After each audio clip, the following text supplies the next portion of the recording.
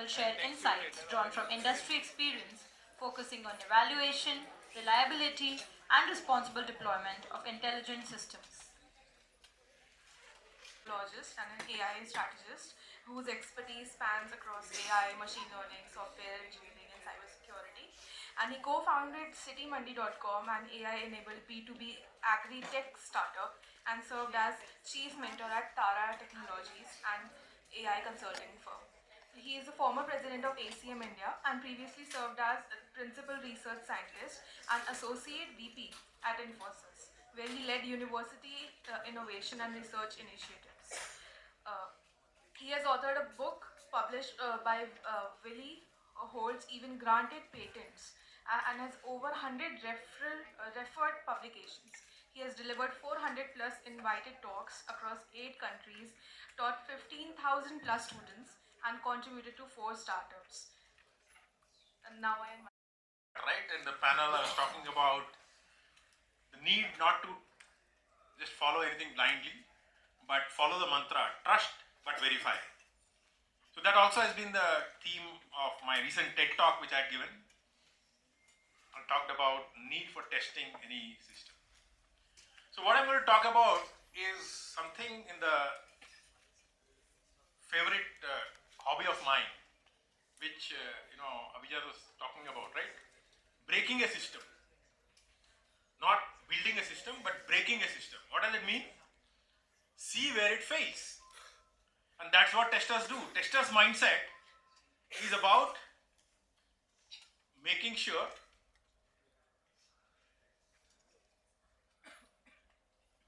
I'll give a higher credit limit. So that's something I'll give it to a robotic credit decisioning machine. I'll not depend on necessarily a human undertaker.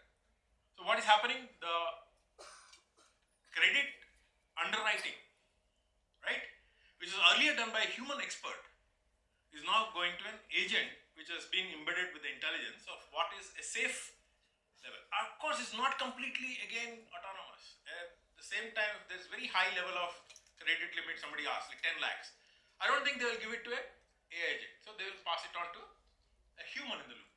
So the world of agentic AI is where it goes. So what has been the whole world of AI? So in fact, there's something called AI effect. Have you heard of it? Have any of you heard the industry term called AI effect? The AI effect basically talks about what is AI is a dynamic definition. So in 80s and 90s, it was about expert systems, where human crafted rules, decisions, if this, then do this. Collection of all that related to domain was given by an expert in that domain, and that rule expert systems became AI. A lot of money spent there. That was spent, in fact, millions of dollars. And then we had expert systems like MySyn. Have any of you heard of MySyn? That's a medical diagnostics. Similarly, there was a expert system for vehicle repair. So there are a lot of expert systems. That was considered AI of those days. And then came the idea that, okay, why do humans have to give in the knowledge? I have enough historical experience, I have enough historical data. Can I let machines discover the knowledge? And that's where ML was born. The idea of ML was knowledge of rules extracted from data without human intervention. And the other thing is it learns from experience. Means more data you give, more experience, it becomes better. And then somebody's brainchild said, oh, why should I use the data and train the model to understand the patterns in it only for automation or for learning patterns, for prediction or for classification, for categorization, for clustering, or for basically trying to give you recommendations. All of you have done shopping on Amazon. You see people who bought this also bought this, right? So we all are so dependent on machines to give us recommendation, right? So now we know what happened. Somebody was trying to buy a bucket and a ceiling fan. It suggested a rope.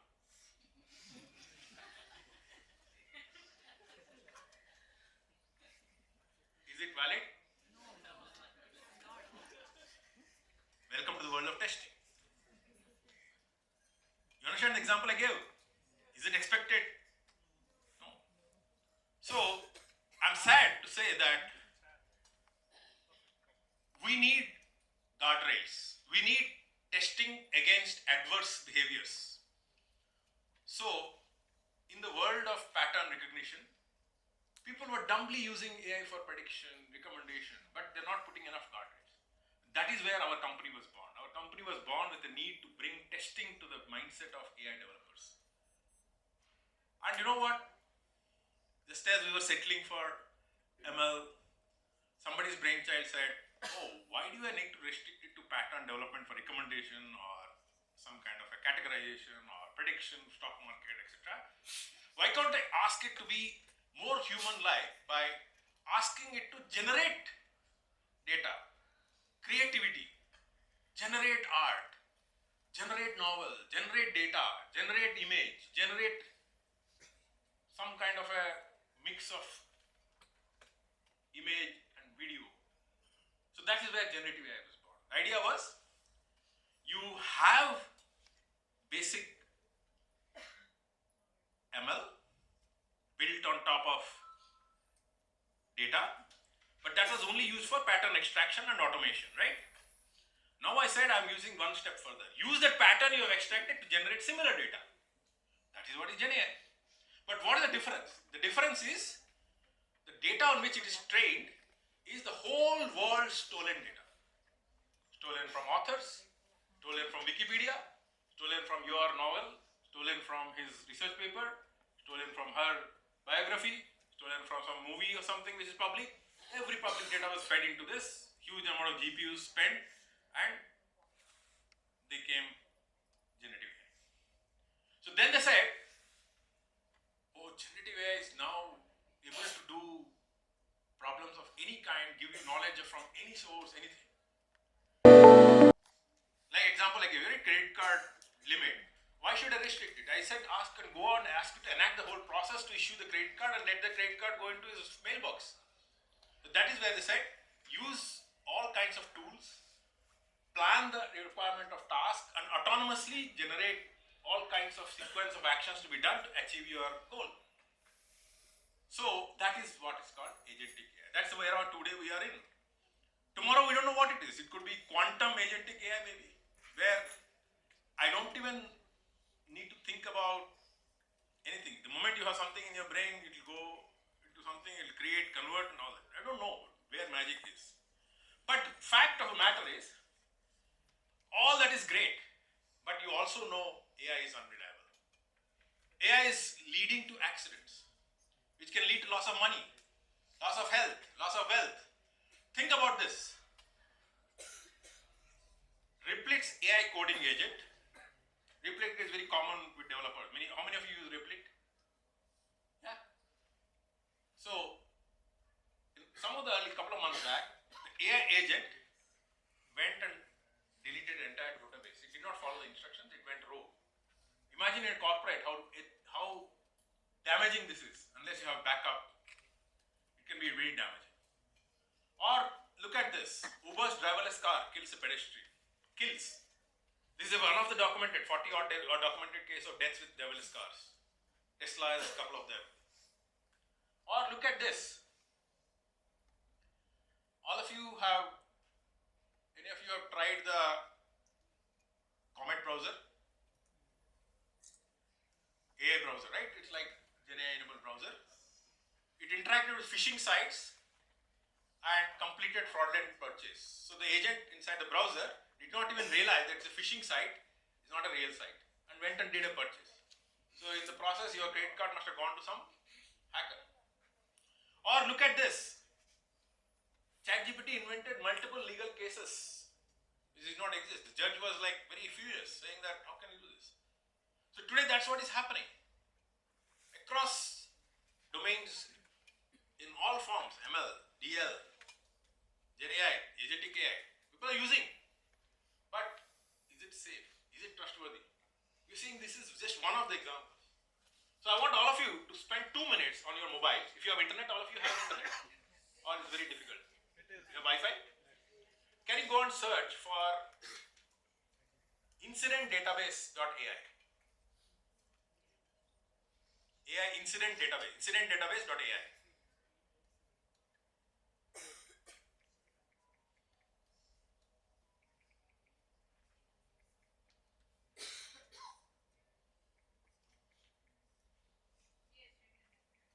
Imagine how many are there.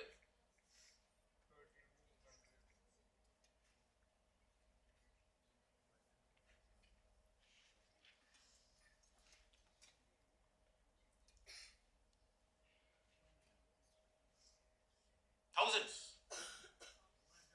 Imagine. This is growing every day. So what is happening?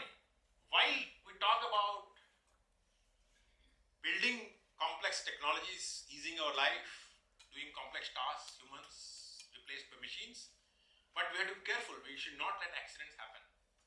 So that is where software testing comes. What is the idea of testing? It is something which is followed very rigorously in many industries. Like for example, medical devices. They are very strict about testing, making sure that everything that they diagnose is very perfectly tested, certified. Or look at ISRO, they test for every aspect of satellite with 100% reliability, do multiple tests before they go to release. Or a drug when they release to public, they do so many clinical trials, tests. And that is the problem with AI. AI somehow is so much a fascinated developer.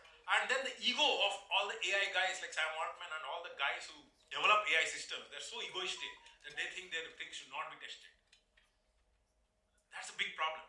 But testing is a fundamental right of a user who deserves the right to get some certification saying that the model, the AI or whatever system, it is guaranteed to give you reliable outputs. It's not going to fail. It's not going to cause loss of life, cause loss of privacy, cause loss of security or easily hackable. So that's where software testing comes in. And agentic AI, some of the characteristics which makes it tougher, why we need to take testing more seriously and it's tougher, is first of all goal-driven reasoning. Means you don't know that there are only so many steps. You don't even know. The goal may be like, okay, I want to derive an optimal trip with cost-effective between, let's say I want to travel to San Francisco from here. It may be involving 4 hops, 3 hops, we don't know. I just give the agent my goal. So goal-directed brings uncertainty. You don't know exactly number of steps, what number of steps. And then multi-step planning capability. Multi-step means, as I said, you can take 1 hop, 3 hop or 4 hop, or if something is costly, go back and try again. So that is where you talk about something like adaptive learning behavior. Adaptive means I don't fix my task sequence. I may have to change the sequence once I fail on something, go back and try. That's what is adaptive. Then I actually think about interaction with APIs and tools. Because if I have to develop that, I have to interact with Expedia or some Make My Trip or some API, and those are external. Those are not in your control. So once you have external things, you have to take proper testing done of interaction with them that they're giving the right response or right, or are they some fake site like the one I showed you, right? So you have to test for every step, and this is what makes the testing even more difficult in the agentic scenario.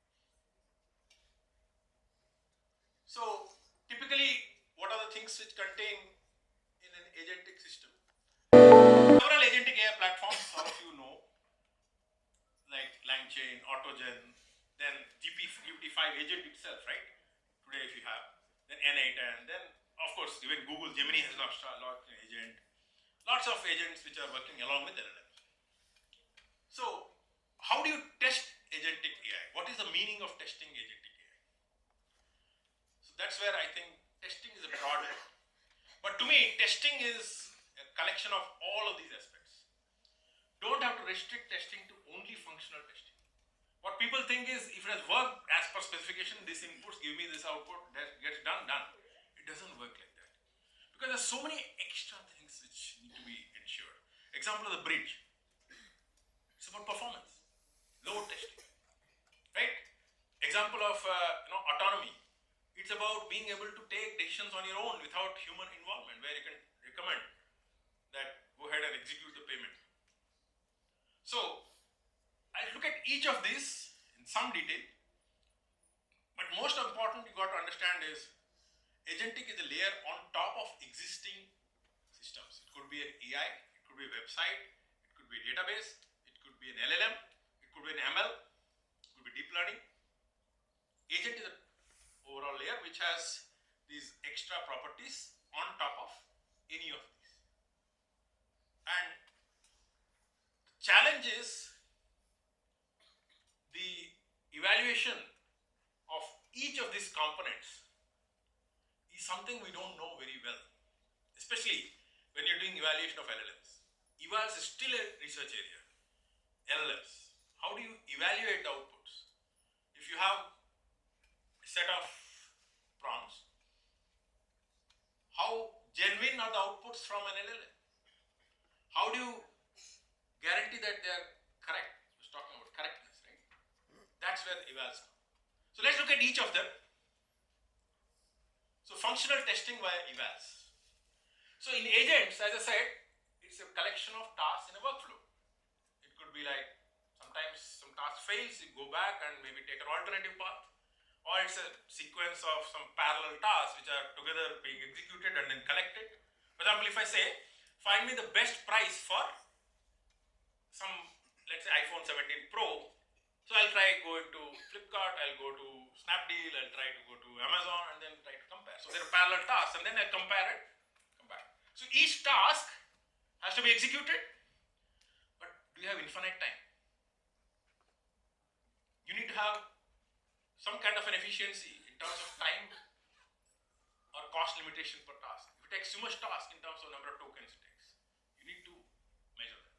Or you need to understand how much guarantees that the task will complete. Because sometimes website may be down. It depends on external tool, right? It's not your own thing. Agentic is about invoking some other API. Autonomy. This is something which is very important. Can you guarantee that it's going to take decisions on its own and understand the planning and the steps without you coming in between or prompting you?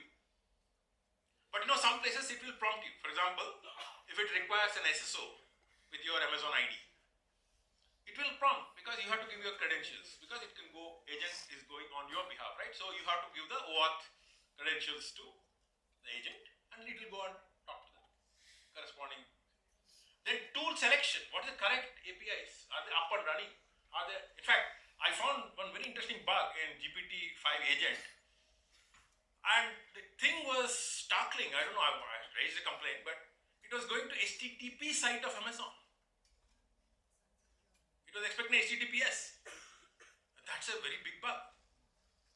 Right? Actually, Amazon will not allow. So then it abandoned and went to a different Snapdeal or something. It went to. So this is a very important thing. So how do you then robustness means if you have error, can you recover and try alternative or try correcting the error? So these are things which are nothing about AI. It's about the concept of agentic workflow. Workflow testing, orchestration testing, sequence of testing, integration testing. This is what we do in normal systems. When you have multiple systems interacting with each other, we do integration testing. And then task adherence. Is the task genuine? Is it actually calling and giving you right outputs? So each task has to be individually unit tested. Because if some task is giving you wrong results and giving you a hallucination, and you are using that in a larger workflow, like in the legal case, create a case which did not exist and you gave it as part of report generation. Wonderful report, but it contains a imaginary case. Of agentic action will interact many times with web interfaces. Some web-based Amazon.com or Flipkart.com or something, right? And then web testing is already a big area. What do you test web for? Some kind of denial of service. Somebody is trying to attack with too much data, or you try to do validation of the data which goes into the web forms. Are there somebody selling star or something to do some kind of an injection attack, right? Then APIs, where some API, let's say you have a Google search API you are invoking as part of the program. Google search API has something called a REST architecture. That means the API is exposed as a web interface in terms of a GET function.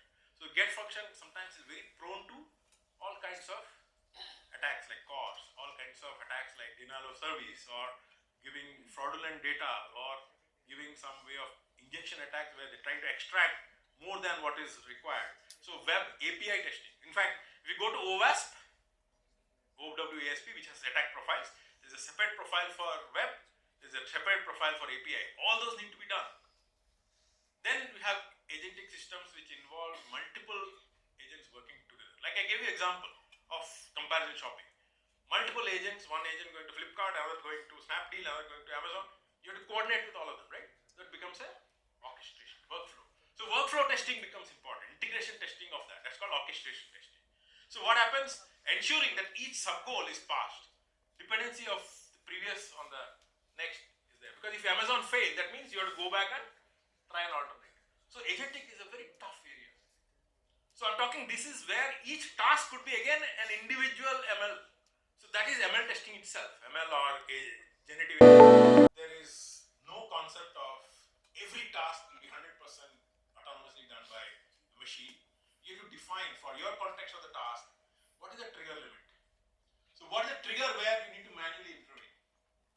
Then you need to set up environment for autonomous decisions. Means you should have a script which is able to run without humans telling it to run, right? That's where you are able to set a script which goes and traverses the website, searches, gets back, and even does the payment system, for example, right? That's where the authority has to be there. Then triggers for intervention have to be defined. Means where you need to trigger. Let's say I told you about the Amazon example. You need to have it throw callback to your authorization. Unless otherwise it will not go on to feedback loop for remediation.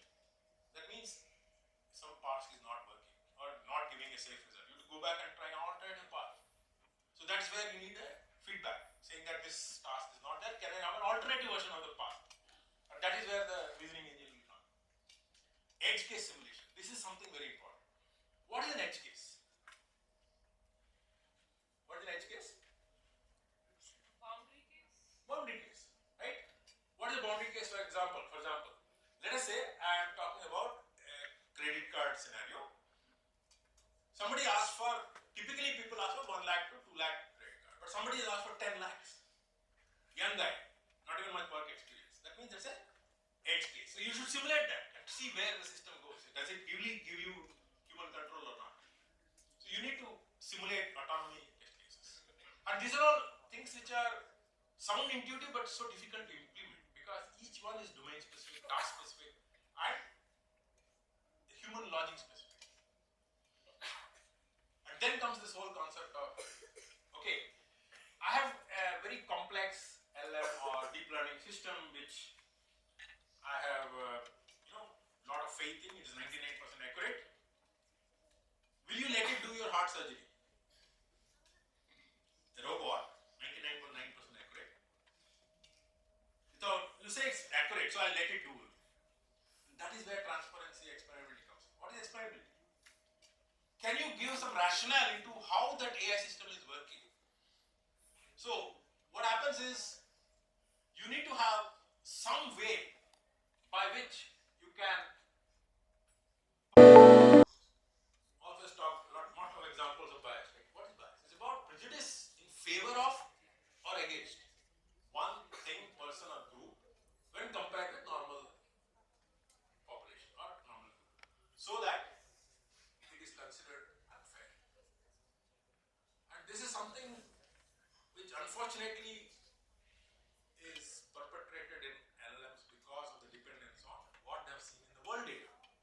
If world data is biased, they're not taken effective steps to debias models. You can do it. There are techniques you can debias. But that's a lot of effort. They just taken training data and created the transformer models on top of billions of web pages.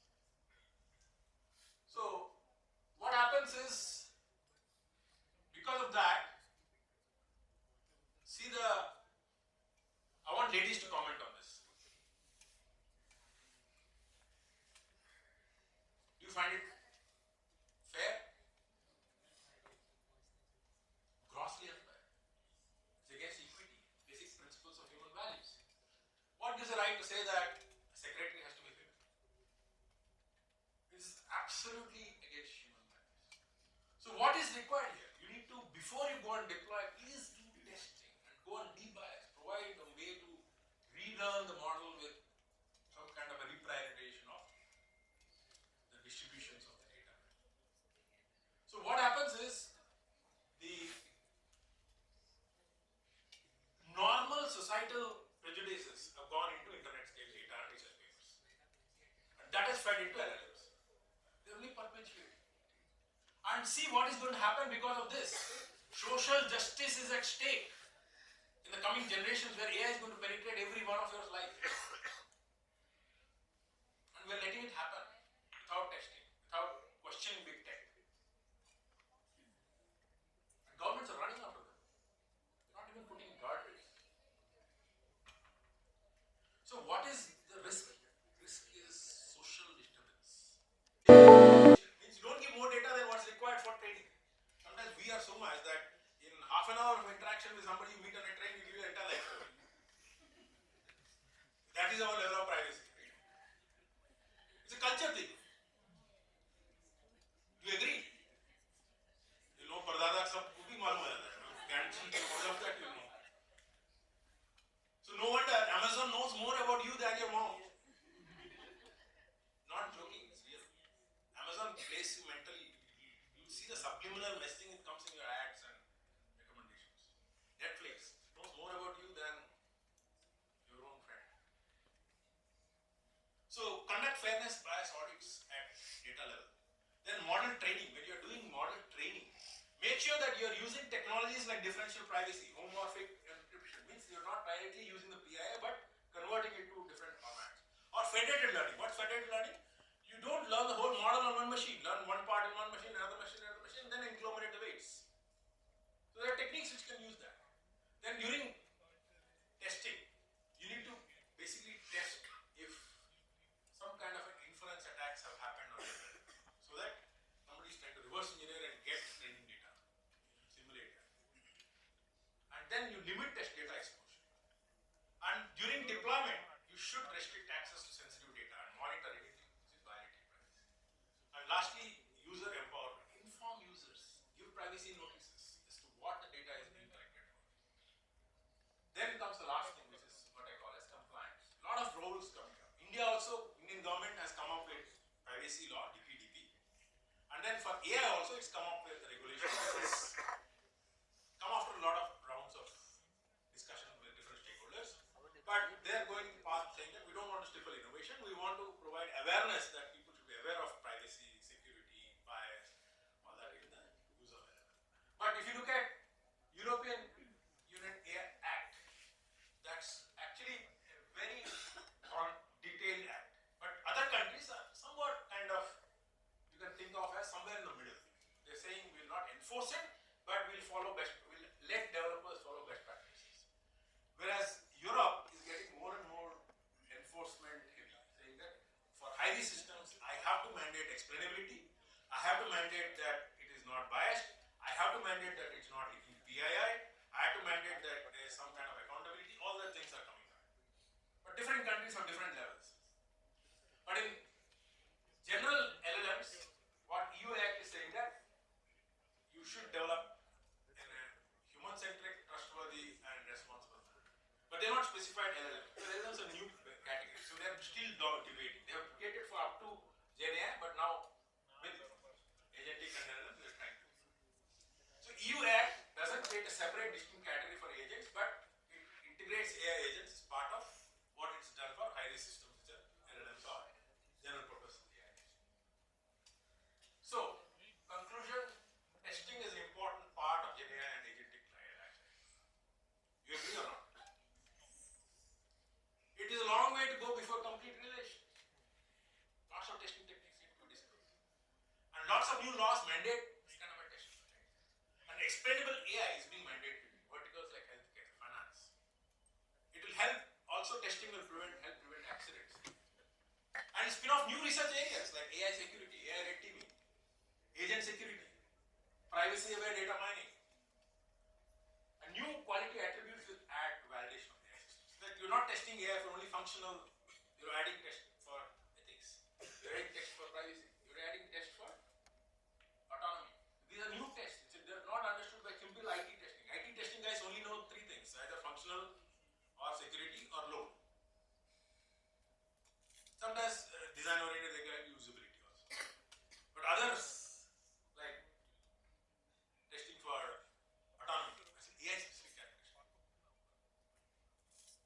Good idea to include, this is all called responsible AI practices, fair, transparent, and security and privacy principles.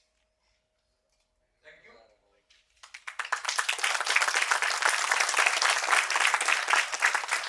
tested by design and practice.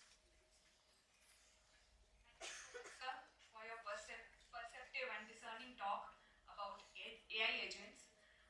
Now I request Gitanjali ma'am, you want to say something?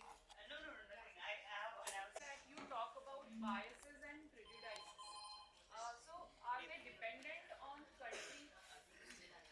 Bias and prejudices, you talk both in one slide. So these two are dependent on a certain region, geographical region. So the LLMs will be biased according where they are developed in the particular Correct. region. So that's the reason why we don't have enough internet scale Indian data.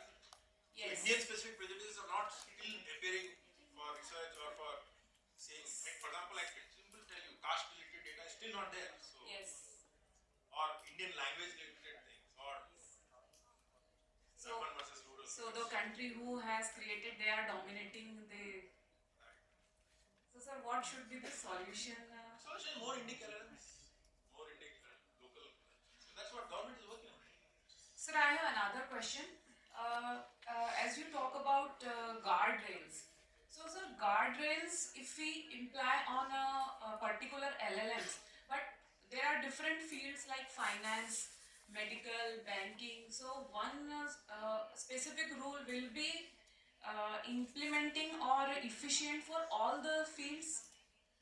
See, what is going to happen is, it's ultimately what happens is sometimes some of the domain guys, they have their own rules. Yes. But AI specific rules will be implemented wherever AI is used, whether it's used in like UA Act, the high risk performance assessment is applicable to every AI domain which is high risk, whether you're doing resume tech, whether you're using AI in hiring, AI in finance, AI in insurance, AI in healthcare. So I think one there rule will will be extra rule for AI independent of the domain, plus some domain specific anywhere there, right? Like for example, today in banking, KYC is very important. Yes. In medical. Sir, thank you for briefing out in detail about the security of agent AA. Here I have two questions. One at us. Is sandboxing all it is sufficient for securing the agent AA, or do we need any layer to model?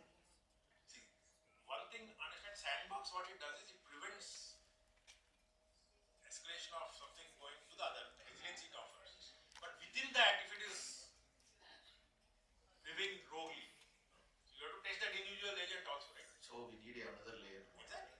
Within that, functional testing and testing for security for each individual agent is anyway required. What sandboxing is helping you do is preventing the cascaded failures. Understood. Next question is, what sort of skills should a student or a professional should develop to focus on this security aspect of Ethical hacking. First, get a penetration testing certificate somewhere. Then go to AI red teaming.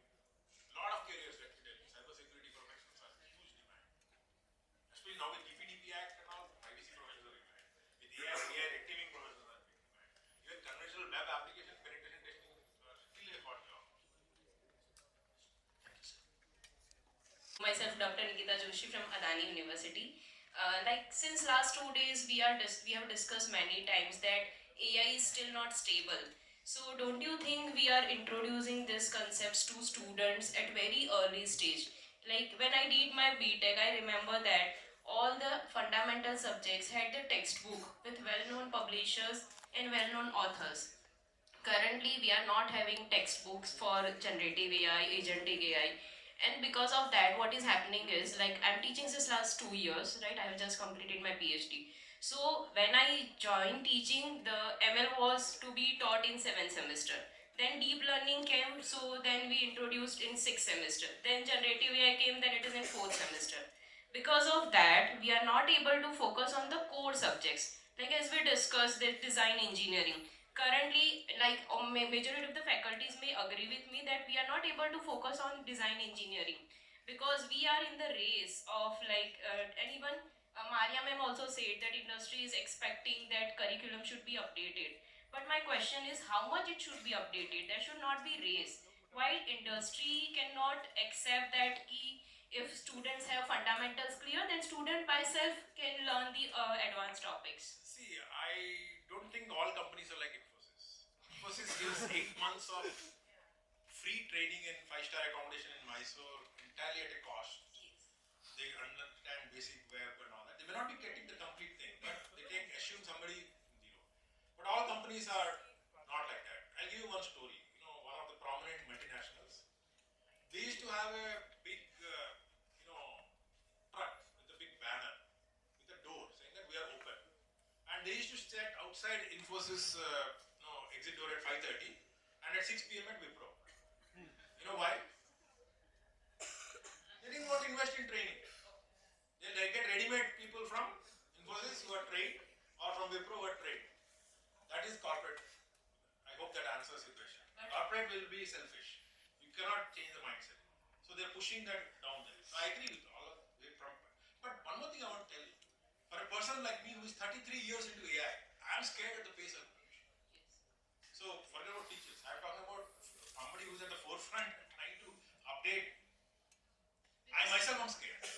So Sometimes we don't have material. The teachers are also not well prepared. whatever I teach at IIMs also as a guest faculty to help them work on AI, there are no published cases for AI. That's a big tragedy because they all work in cases, right? So even IIM faculties have not gone ahead and published industry-specific cases on AI. Some are just about emerging. That As don't ML. academician, we should think something. We should limit ourselves that we should stop Don't worry here. about it. What I'm saying is this: leave it to the students to take a judgment. Don't get too much business oriented that you are yet another skills imparting body. So try to get them to get a culture of learning. That is more important. That's what I told, right? Students, you have to learn. It's not about passing exams. See, many of you who were only thinking about passing exams, you will be jobless. Not even today you may get a placement, but in 2 years' time you will be out on the road. That's what the reality. Because if you are not learning, Agent decay. it is something. Moral dilemma is always a problem. Like accountability, I told you. When somebody got an accident, whom will you blame? Will you blame the deployer or the manager of the deployment team or the data scientist who has developed the model, or will go to the guy who is the BPO guy who created the data? Hello sir, I'm Ruchi Manali from Cummins College of Engineering, and for the past 4 months I've got the opportunity to research on AI depression, and you rightly mentioned the incident database and whatever the cases are happening. So when I started initially researching on it, the models weren't ready for it, and they used to show a very heightened sense of sycophancy, and even jailbreaking into them was very easy. But over the past 4 months, developments have been done. Even ChatGPT released their, OpenAI released their own papers on it. Even Claude has released some new work. My question to you is, with these developments being done on a regular scale now, but along with that, what we can observe is there are new jailbreaking techniques as well every single day. So, who do you think will win this race? Will we be actually able to make the agents safe enough so nobody breaks in, or will we be smart enough to break into it? So there's something called radar cops use for detecting speeding. So many smart guys, they started developing tools, something called radar detector in their cars. So if they detect a radar, they'll slow down. Then cops developed radar detectors and started fining. It's a race like that. But generally hackers are one step ahead of the ethical hackers. So it'll stabilize somewhere, just like web application, right? When web application started, it was very uncharted territory, lot of attacks. Slowly, OWASP and all these guys, right, they started developing more and more public database of attacks so that research could happen, people come with solutions on the own. It'll happen like that. For patiently answering all the questions, and I'm sure you will get more answers, more questions during the lunch. So just in order to shrink the timing as we are running late, so to shrink the timing of the next sessions, what we're doing, you can on the lunch, you can group up as per the, this is for the activity